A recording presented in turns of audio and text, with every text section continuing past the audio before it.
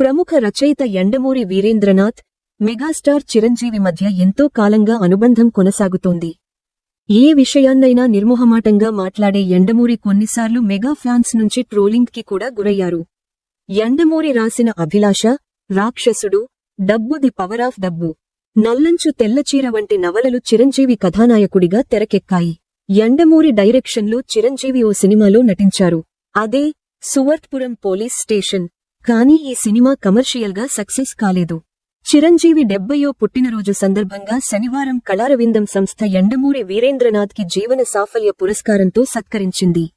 ఈ సందర్భంగా ఆయన మాట్లాడుతూ, చిరంజీవితో తనకున్న అనుబంధాన్ని గుర్తుచేసుకుంటూ ఆయన గురించి కొన్ని కీలక విషయాలు వెల్లడించారు. చిరంజీవి సినిమా నిర్మాణంలో, కథల విషయంలో కల్పించుకుని డైరెక్టర్లకు సూచనలు చేస్తుంటారని చాలామంది అనుకుంటారు. కానీ అది నిజం కాదు. ఆయనతో నేను 15 సినిమాలకు పనిచేశా. తనకు సంబంధం లేని విషయాల్లో ఆయన ఏనాడో వేలు పెట్టడం చూడలేదు. ఆయన కేవలం నటుడిగా తన పని తాను చేసుకుని వెళ్లిపోయారు. చిరంజీవిపై ఇలాంటి వార్తలు రావడం కరెక్ట్ కాదు అని యండమూరి వీరేంద్రనాథ్ తెలిపారు. చిరంజీవిపై ఆయన చేసిన వ్యాఖ్యలు ప్రస్తుతం వైరల్ అవుతున్నాయి.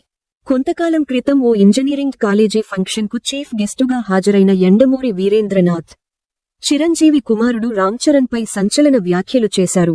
రామ్చరణ్ని హీరోని చేయాలని చిన్నప్పటి నుంచి వాళ్లమ్మ సురేఖ వాడికి కరాటే, డ్యాన్స్ నేర్చించేది. చరణ్కి దవడ సరిగ్గా ఉండేది కాదు. ఆపరేషన్ చేసి దాన్ని సవరించారు.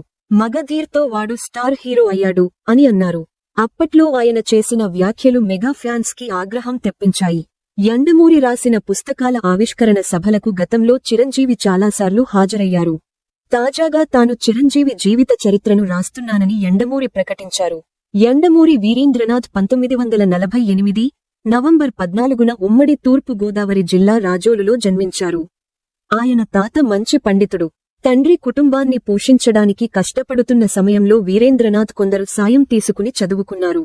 ఆ సమయంలో డబ్బులు ఆదా చేసుకునేందుకు తన క్షవరం తానే చేసుకోవడం మొదలుపెట్టారు. ఆ నియమాన్ని ఇప్పటికే ఆయన పాటిస్తుండటం విశేషం.